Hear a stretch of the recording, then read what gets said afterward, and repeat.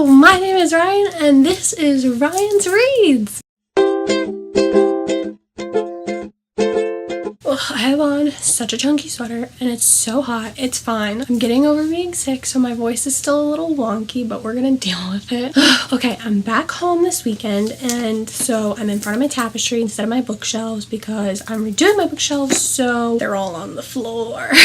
And there's no shelves up, so it's fine. Anyway, so basically what we're gonna be doing today is we're gonna be talking about Crown of Midnight by Sarah J. Maas. I'm so excited to finally get to talk about this book with you guys because I finished it a little over a week ago, and I've also read 2 books in between, and I haven't looked at my notes before right now, so it's gonna be a ride. Basically, if you don't know the way I do my book reviews, well, technically it's my first spoiler-filled book review, but I do have a spoiler-free book review for Throne of Glass, and like I said, if you don't know how I do my book reviews, I incorporate songs from my playlist of the book, so I will definitely link that down below. And last time I said I'm only going to have 10 songs, but I have about 23 songs this time, so we'll see if I include all of them. Some of them I'll talk about during specific points of the book because they definitely go with the plot of the book, and some of them I just felt really fit the theme of the book and don't really have any specific spot in the story that I thought of it. But otherwise,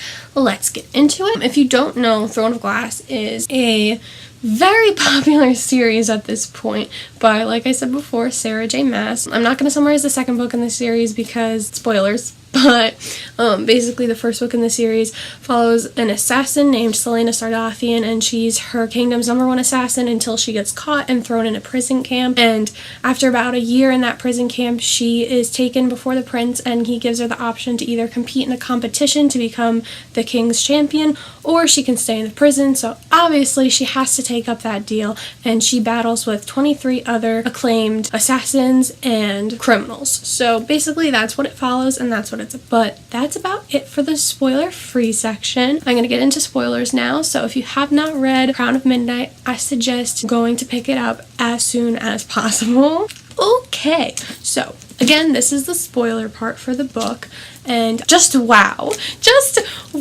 this book was so good. I didn't think I was going to like it more than the first one, and I actually wound up liking it a lot more than the first one. I feel like there was a lot more action, and we saw the assassin side of Celaena a lot more, which I definitely enjoyed. You saw her when she tried to go free Chaol, and oh, I don't know if I said this before, but I am still getting over being sick, so if I sound like a garbage disposal, that's why. We really get to see her like assassin side and how she was trained and everything when she goes and rescues Chaol, and she literally kills everybody in her path. Literally anybody who gets in her way, she kills them.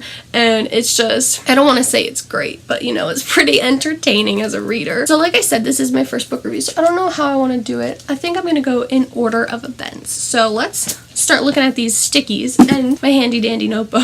Okay, so I really enjoyed the beginning of this book because Celaena is such a badass, and I don't think she showcases it enough because she's trying to fit in and be all proper and like make sure the king isn't suspicious of her, but she really is such a badass, and you can feel that underlying tone of it in the first book, but it doesn't necessarily come out too much unless she's competing with the criminals. So that wasn't too much fun, but in this one you see it as soon as the book starts because she walks in carrying a head. She walks in to the king's like throne room carrying a severed head basically, and she throws it at the king's feet. Dorian's sitting there, he says he looks sick to his stomach, and she basically says, I finished the job for you.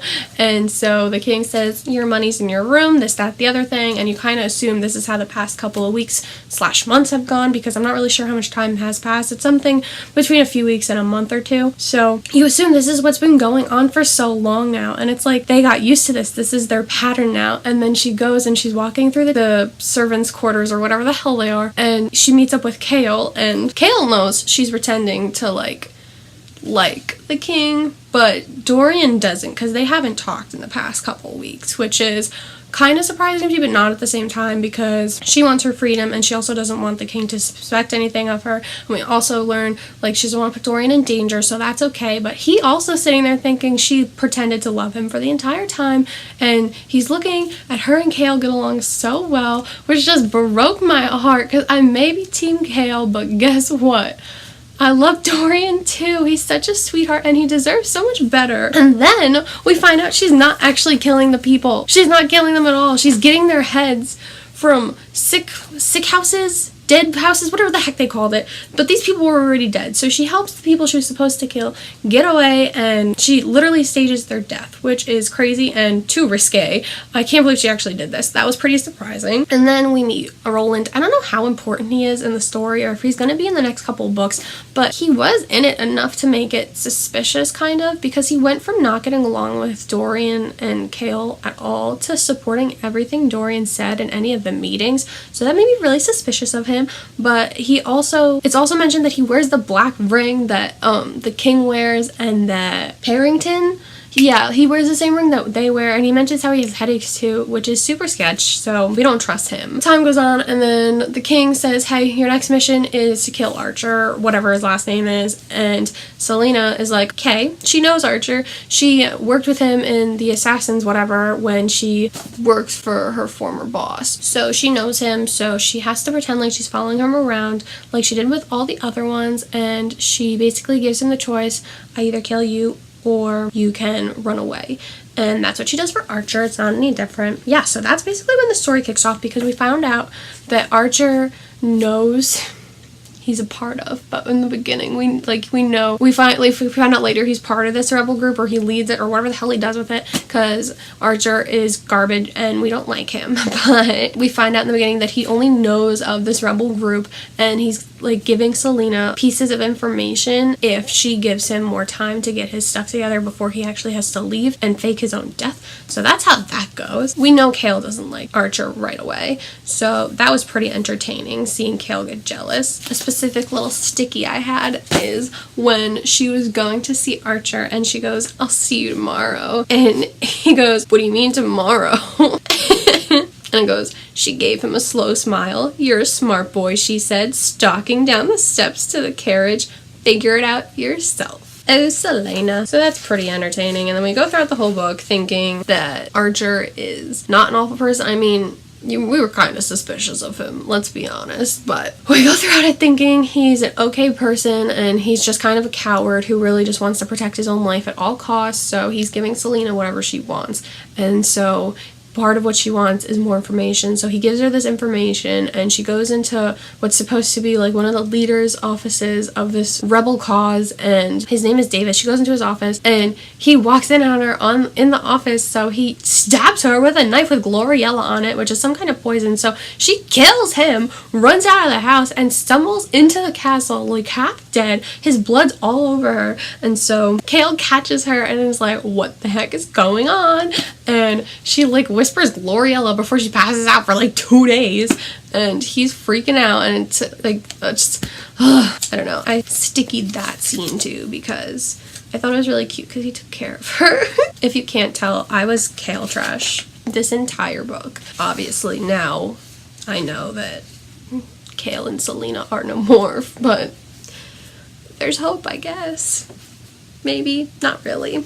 Oh, and it's also mentioned how this rebel cause wants Aelin on the throne, and Aelin was heir to the kingdom of Terrasen, but she was killed when her parents were killed, when the king, like Dorian's dad, took over all the kingdoms, and how they were like the most powerful kingdom and the most tolerant kingdom. But like again, we find out in this book that the king is harvesting magic and making sure no one else can use it but himself, so he takes all that power away and he takes over the Terrasen and he kills them all, or so we think, and the rebel cause thinks Aelin is still alive and they want to put her on the throne, and Aelin is very much alive and well, and I know I said I was going to go to order, but that's going out the window because I was shooketh. Legit, I've never been so shook in my entire life when reading a book. I've always said Cassandra Clare is the queen of plot twists, and you know what, she still kind of is, but Sarah J Maas is giving her a run for her money with this freaking plot twist. Celaena is Aelin? What? I literally couldn't believe it. I still can't believe it. I couldn't process it. I still don't know if I've processed it. I can't. I literally can't. She kept this secret for so long, and we find out that it's believed that they didn't kill Aelin and that they put her body in a river or whatever. And then we know from the previous book that the assassin that trained her, they found her like on a riverbed half dead. So it's fine. It's really not, but it totally is. And then it talks about how Dorian met Aelin once when he was really young and how he spilled tea on her dress and how she got her cousin to beat him up, and now whenever the cousin saw him, he said that the cousin looked like he wanted to kill him. And I mean, now we know why the cousin wants to kill him. And he also says, well, if Aelin's alive, would I have married her? Would we be married? Would I be like, oh my goodness. Anyway, let's talk about Dorian. We haven't talked about Dorian in like 15 minutes. Dorian, like I said, I love him. I just like Selena better with Chaol. Well, I did. I don't know how I feel anymore.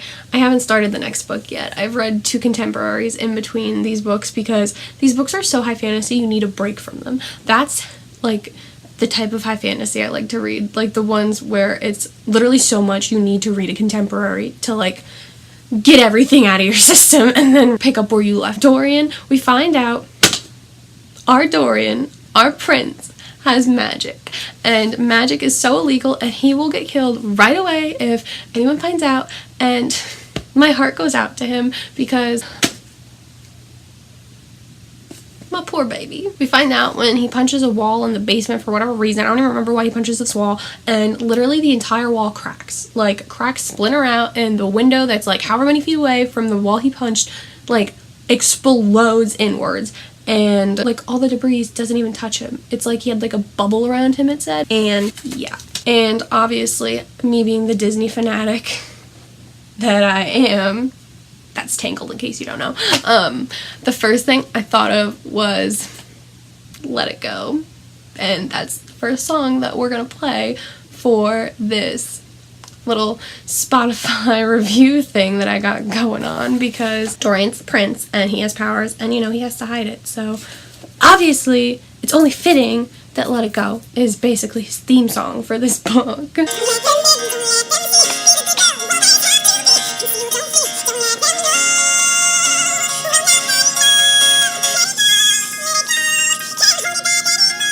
Obviously, that was very fitting. Oh, another super sad thing about Dorian is I bookmarked this quote too, and it's on page 119. I don't even know if I should be giving you guys the pages, but it's on 119, and he sees how her and Chaol are looking at each other when they have this woman named Rhaena come and sing at the castle, and it's supposed to be like these beautiful, beautiful songs. She was singing like ancient fae songs, and he said he was looking at them while she was singing. Selena was crying, and Chaol was holding her hand, and it was just so sweet and sad. But Dorian says he looks at her, and he closes his eyes, took another long breath, and then he opened his eyes and he let her go. It's just so sad. The next song, I kind of thought of it at first for Chaol and Selena at the end of the book when, well, in the middle of the book when they like freaking break up. I don't know, the more I'm thinking about it, the more I want this song for Dorian because he's so sad and he deserves everything. And this song I'm talking about is Fix a Heart by Demi Lovato. Also, if you guys don't know, Demi Lovato is a queen and I love her.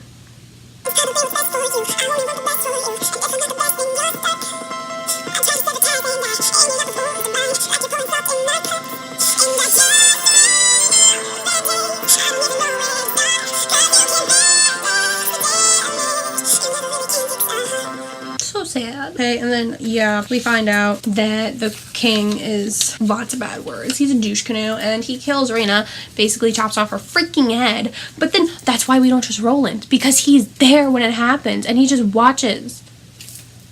What the heck? Anyway, oh yeah, let's talk about Nehema. I haven't talked about her. Let's talk about Nehema really fast because I'm going to talk about Chaol and Selena again. But yeah, Nehema.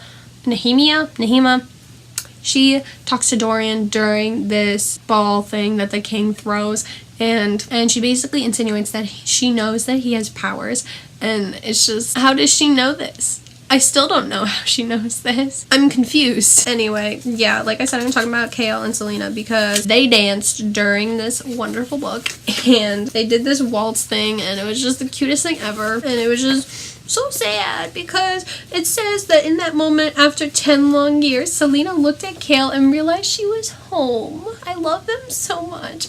I'm so sad. Okay, I'm gonna stop introducing songs really and I'm just gonna tell you what the name of the song is and the person who sings it, because like I said, these are just songs I thought fit well with the book theme. So next one is Give Me Love by Ed Sheeran.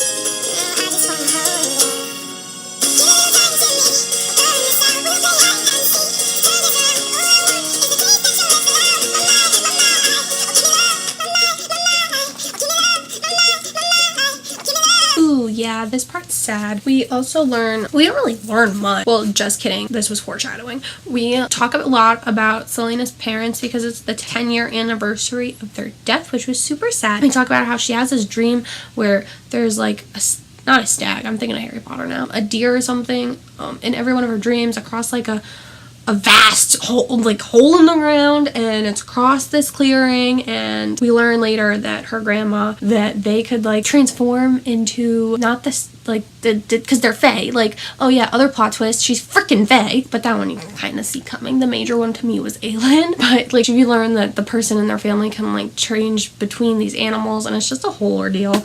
And it's just really sad because, you know, we learn about her parents dying, and she talks about how she gets to the wall so fast, which was really crazy to me also. And then we get to Cale's birthday, and I don't even have words. I don't have any words for this. This is so bad. It's so good. It's so bad. Selena throws him like this rooftop party thing. Well, like it's just them two, so it's not really a party, but like it's a party in themselves because it's the garden that Raina sang about. That when they cried over the song, that's the garden she sang about. And they're up there alone, and she has all his favorite food for his birthday, and it's the best thing ever. And he talks about how it's the nicest thing anyone has ever done for him. And then she tells him about finally how she hasn't been killing these guys, and he's like, "Girl, you're crazy." And then when she tells him her plan, he offers to leave with her. Oh, okay. Literally, this sticky note, like, just okay. Let's backtrack. When he offers to leave with her, and then they kiss, and it's the happiest moment of my life because they're kissing.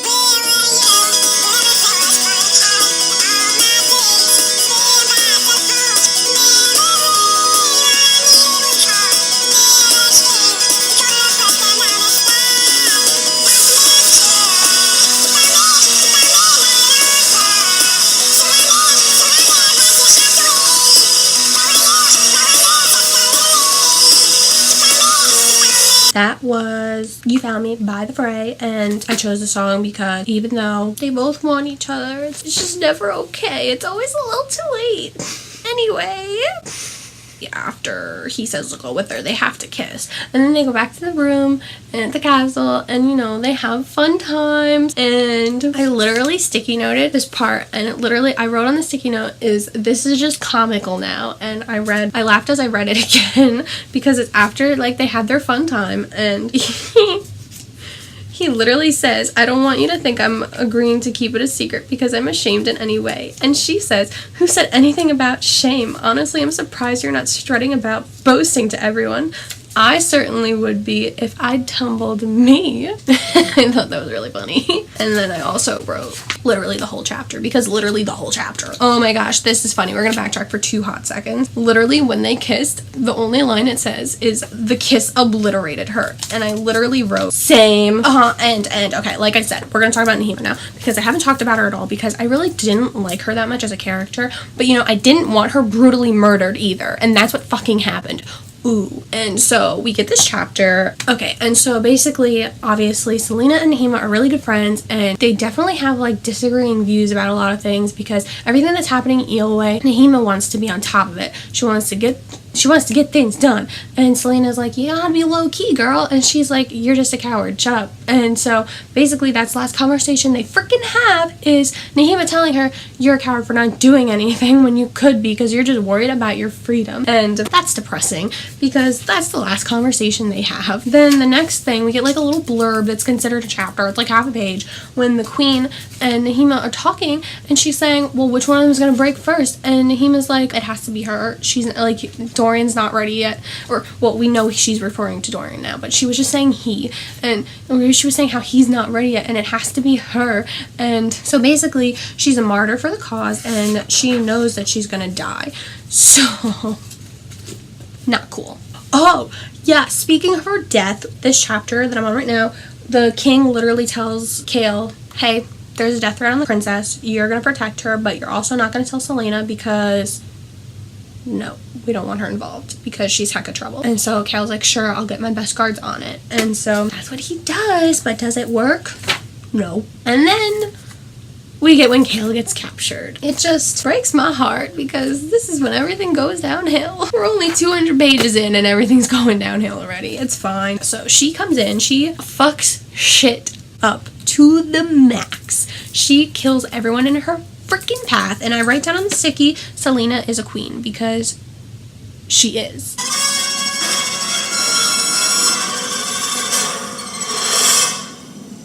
That was Showdown from Harry Potter and the Deathly Hallows Part 2. I liked this song for when Celaena was, killing everybody. I did put a lot of scores in this playlist, even though they're not going to be in the video. They're going to be in the playlist if you want to check that out, because, there's a lot of fighting in this book, and you can't really have, I guess you could have songs with words in it about the fighting, but, I like the scores. And then when she gets there, she kills everyone and is just being her everyday badass self. We find out that Archer is one of the rebels. Instead of just knowing of the group, he's in that group, and that Nehemia was also in this group, and that they captured, this still confuses me a little bit, but apparently they captured Chaol because they wanted Celaena to come. They wanted him to confess to her that he knew about this threat on Nehemia's life, which granted he did, and didn't tell her, which again, he did not tell her.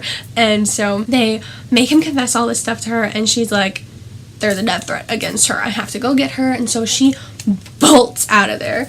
And he even says, Chaol says, even on a horse, she beats him there to the castle. And that's also more foreshadowing. So there's a lot of foreshadowing for Celaena being a fae. I personally wasn't very surprised. I don't know about you guys. And then they found Nehemia and her body, just obliterated. Her guards were obliterated. The guts were hanging out. It was very graphic. And I was very wrong. But on this sticky note, I said, sounds fake, but okay. They're obviously very dead.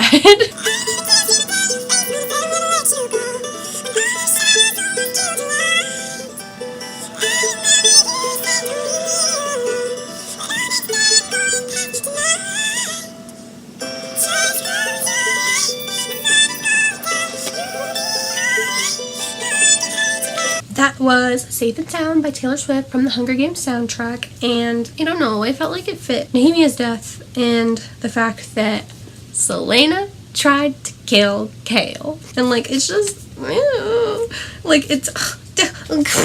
it says, because she literally attacks him, it says, as Celaena fell on top of him, a part of Chaol fell along with her, and then it just, man, she literally tries to stab him, and she was going to kill him. I don't know, but I found this super entertaining. For as much as I love Chaol, I probably shouldn't have found it that entertaining, but I definitely enjoyed this part. And then, who stops them? Who stops her? Dorian and his freaking powers, man. What the heck? Then she finds out that it's Grave who... It's some rando, number one. It's a rando. It's Grave from the competition, and she literally hunts him down and kills him. That, no questions asked.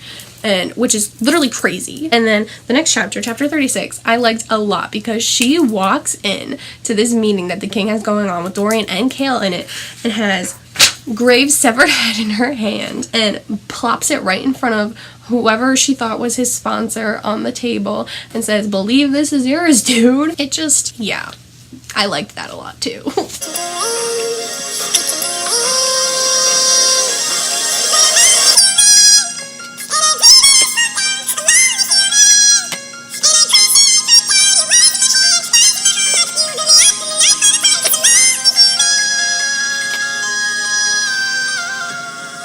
Human by Christina Perri, and I like the song even though Selena's not a fae because she is, all her emotions are all over the place in this book. So, and then obviously she still has to do the queen's task and figure out what the hell is going on in the castle and defeat the freaking evil, and so she gets this weirdo poem thing that's supposed to lead her to these 3 magical keys, and it's just, it's the worst, okay? Because it was so confusing, and then we find out that the king has one of these magical keys, and this was so confusing to me, and believe me, this week between finishing the book and reading 2 books in between is not helping me understand it any better for you guys. And so we're just gonna keep calling them magical keys, even though I'm pretty sure that's not what they are.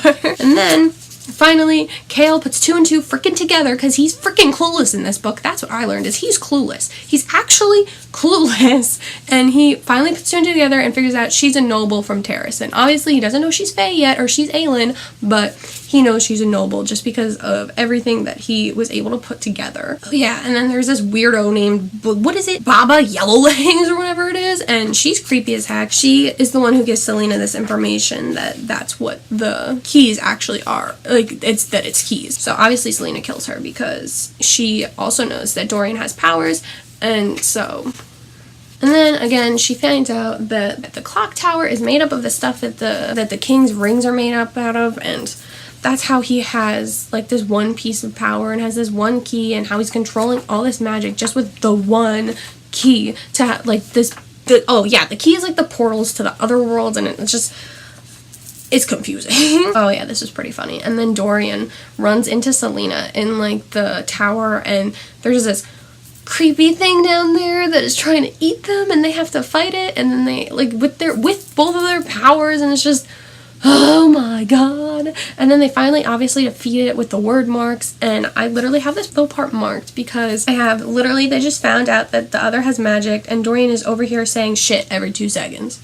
And that's exactly what he was doing, because it says they hit the ground with a thud, black blood spraying from the severed neck from the body that still stood paralyzed in the doorway. Shit, Dorian breathed.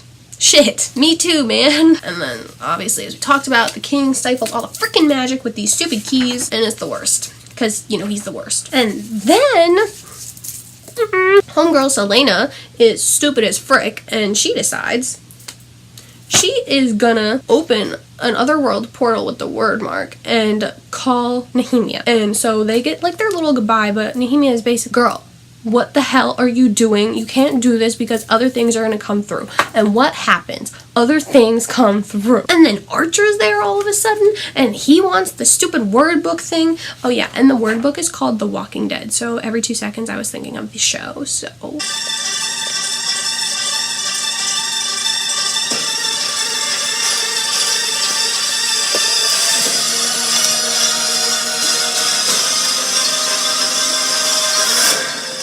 Obviously, that song needed to be in there, and in case you don't know, that's the Walking Dead theme song. And then Archer's there, and he wants this book, and he's just being a douchebag, to be totally honest. And just... yeah, I literally wrote Archer as a dipwad on a sticky note, because it was that important, obviously. Oh, and apparently he knew, because Erebon, which is her old, like, assassin coach, said he told Archer what she was, and it says, because I know you are Selena. Erebon told me one night after you went to Endovier. So, Erebon is a douche canoe as well, apparently.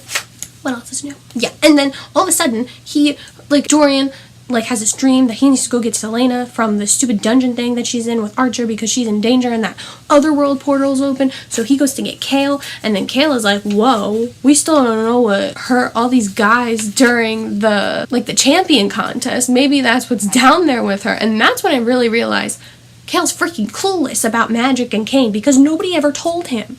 Nobody. Poor guy doesn't know anything. And then they go down there, they battle. Stupid Fleetfoot's down there, and he gets hurt, and the poor dog I thought was gonna die, but really, the thing that was in there from the other world, like, they're battling, that weird monster, pulls it in there, and then Chaol goes after the dog, and then so Lena knocks out Dorian to go get them both, and when she goes into the other world, she's a fae, and it's like, whoa, okay. Again, that wasn't such a shooketh moment for me as much as the whole Aelin thing. That still blows my mind. I don't even know what's happening, so. And then we find out her magic doesn't work in, like, the mortal world, and because the king has stifled it. And then Selena does everyone a favor and kills Archer, because obviously that had to happen. And then Chaol thinks it's best for everybody that Celaena goes to Gwendolen, which apparently is super heavy into like the Fae and like being opposed to the king because they still haven't taken it over. So Chaol and his father proposed this to the king and is like, hey, you should totally send her over there. She can spy on these people, and he's doing it so she can get away from the king so he's not suspecting of her. But in reality, at the end, Chaol figures out, hey, she's Aelin, so basically I just sent her over there with everybody she's totally gonna get along with and basically just, you know, start a rebellion with. And he's like, what'd I just do? And basically the book ends with him falling to his knees. And so obviously that's just like a what the heck did I just do moment for him. And then Dorian still doesn't know why he did this, so now Dorian's the one in the dark. And so he fights with Chaol about it, and I just don't know what's happening with them because I just want them to be friends again. But yeah, that's my rundown for this book. I don't know if in the next book Chaol is gonna be in his kingdom with his dad ruling, because he made this deal with his dad and he said, hey, if you support me about sending Celaena to Gwendolen, like, I'll come with you. But then at the end he's like, I never told him when I'd go with him. Maybe I won't. So it's like, is he going? Is he staying? What's up with Dorian? Like, what's up with Nehemia? Like, is she really dead? Is she coming back? I don't know. So we'll have to see. Again, that's really it for my thoughts on this book. Like I said, I'm still shook about the whole Aelin thing. Still don't know what to think about it and or make of it, but it's fine. If any of you want to discuss this fabulously awful book with me, please leave comments down below, and I'd be happy to just talk about it with you. Again, thank you guys so much for watching. My name's Ryan. This was Ryan's Reads, and I will be hopefully posting my next Throne of Glass book review soonish.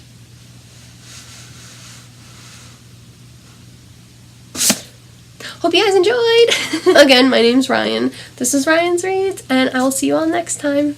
Bye-bye.